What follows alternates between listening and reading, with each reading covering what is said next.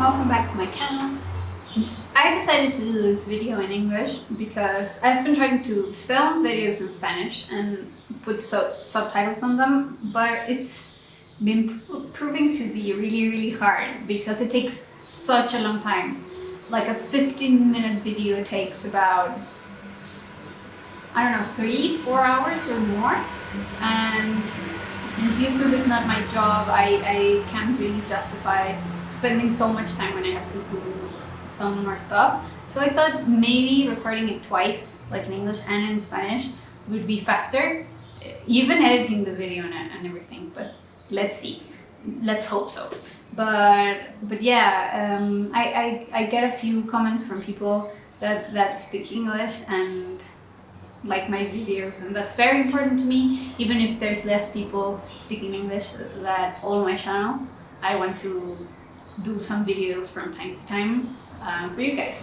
So first of all, in this video I want to talk about a few art books, photography books, books from painters, and also coffee table books, I guess.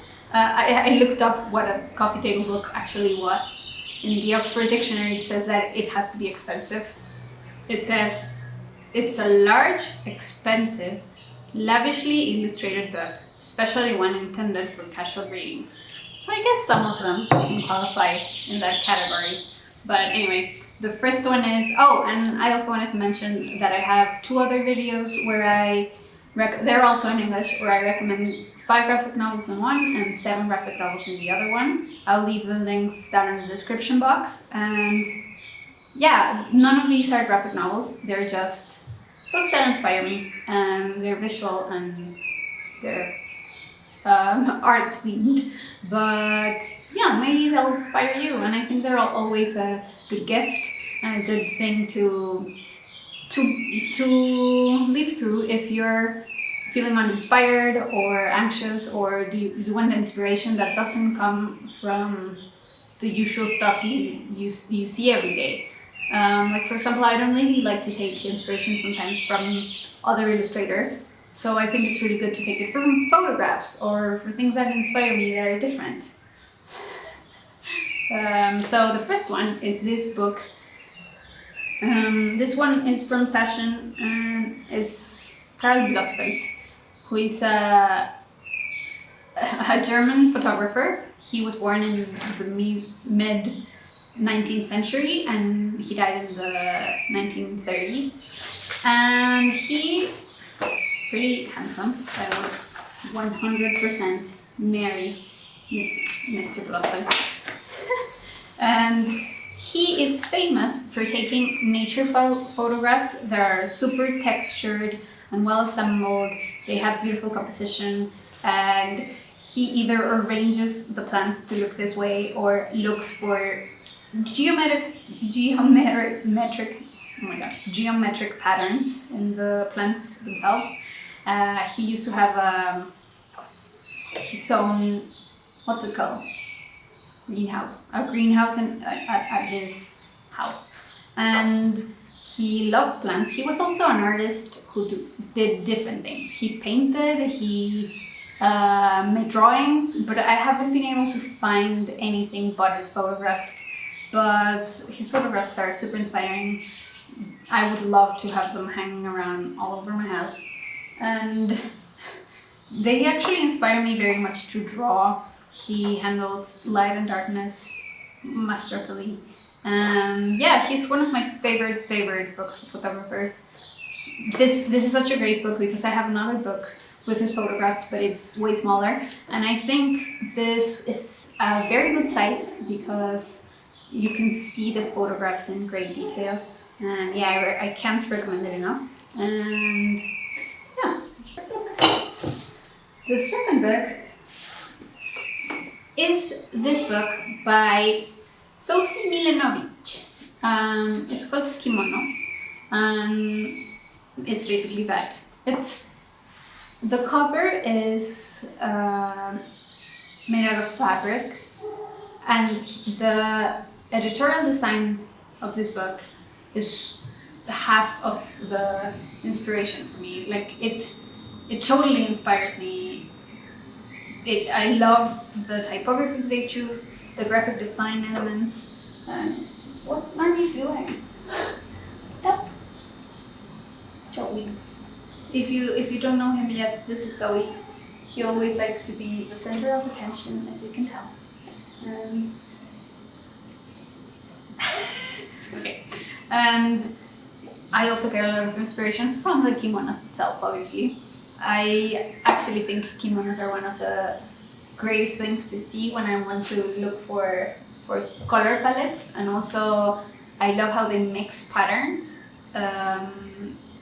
I sometimes find it very complicated to mix different things without it looking too busy, and I think the kimonos are one of the best ways where you can get inspiration from that. It has some candid photographs of people like in the subway wearing a kimono, and I don't know, I think it's so beautiful. This probably has an English edition. This one's in Spanish, like it's translated into Spanish, but I will try to look up each and every single book I mention in an English version and put it in the description box down below. And yeah, this is just, I can't recommend it enough. Again, it's so beautiful. I love it, and I guess this could be considered a coffee table book. It has small paragraphs of text talking about kimonos, but it's mostly visual inspiration. The next one is this Moji book. The reason I have this book is because I went to a friend's house once, and he had a different Moji book, but a Moji book, very similar to this one, where they talk about the brand. This one is pretty good, but I remember his book being a little more thorough and nicer in a way. Maybe I'm idealizing that book and it's not that good, but I remember it as very nice. And Moji as a brand, I think it's very inspiring in itself. I think it has a very cohesive aesthetic, and all of their products are super well thought out and practical, but at the same time beautiful to look at. And I guess most people know Muji, right? So I had the pleasure of going to a Muji store in Tokyo, and I really loved it. It was one of the big, I don't remember where it was. It was close to Tokyo Station, I guess. Nakasaka maybe? I don't know. But it was a pretty big store, and I think it's the first Muji store that there was.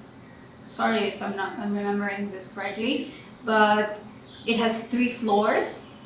They have from plants to a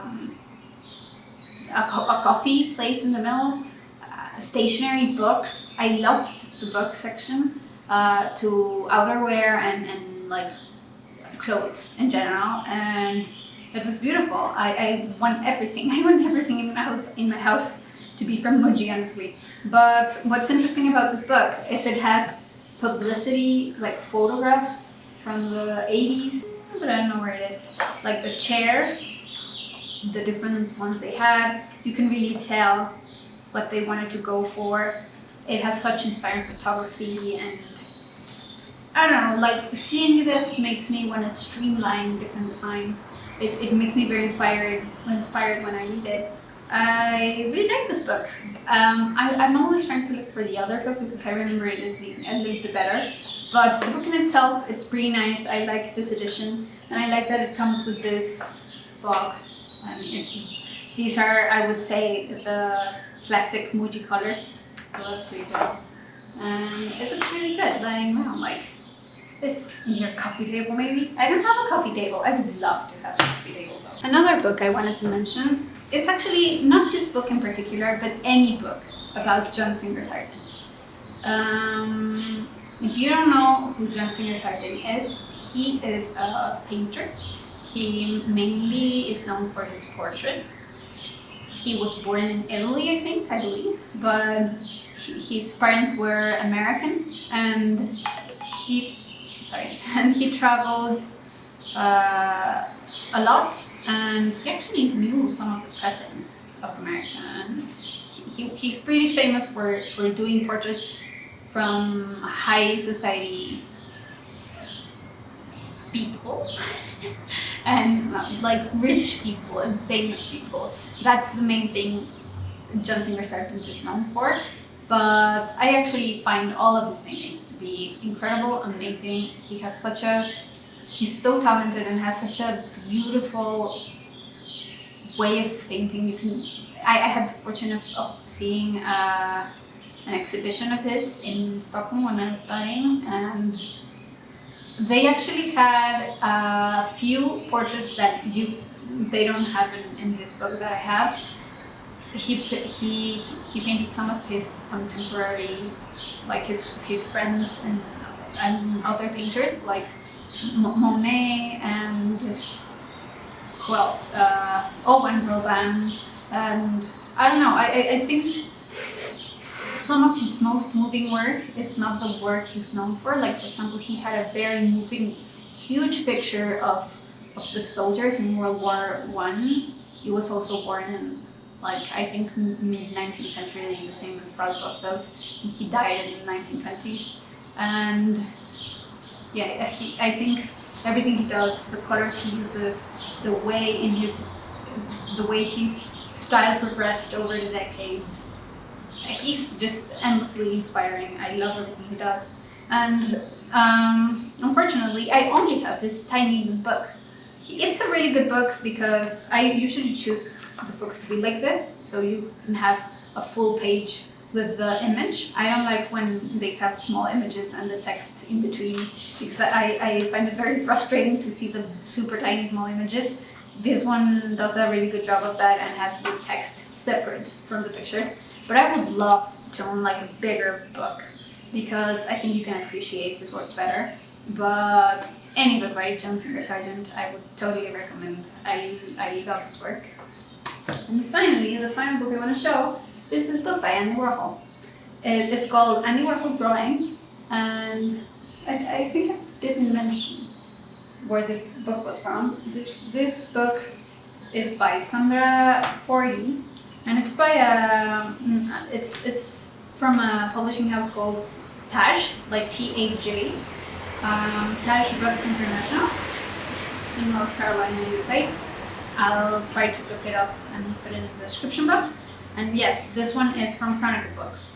And yes, Andy Warhol is someone I really admire. I really like everything he does. I think he has such a great, I don't know if this is a correct word, but like a great vibe. And he liked to be surrounded with creative people.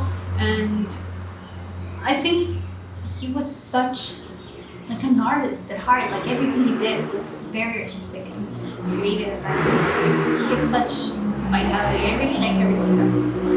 I always like seeing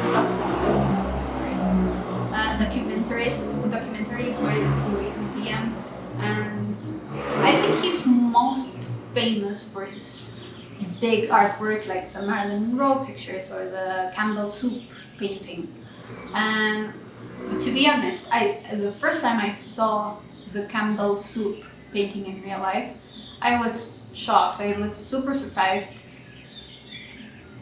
I think it's really stunning, and I didn't expect that. I grew up seeing it in books and everything, but I think it's such a great work of art, and it's so attention-grabbing and well done, and yeah, I liked it more than I expected.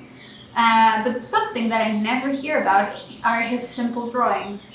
Like, not never, but it's not as common, and I think he is such a great artist, like drawer. And yeah, this book is just his simple drawings. He used to work in publicity, so it has quite a lot of publicity sketches and drawings. But I also like the editorial design from this book. But he has some, yeah, like for example, I think this is something inspired or done for publicity purposes. He also does a lot of fashion illustration, which is like my favorite thing in the world. And he loves cats, so he has a lot of cat pictures. I'll insert some close-ups here so you can see. And also some things with texts. I find it like super inspiring, spontaneous. I love his line work and the things he writes, and the colors in general are very like poppy but very well chosen. Yeah, I find this book very, very inspiring.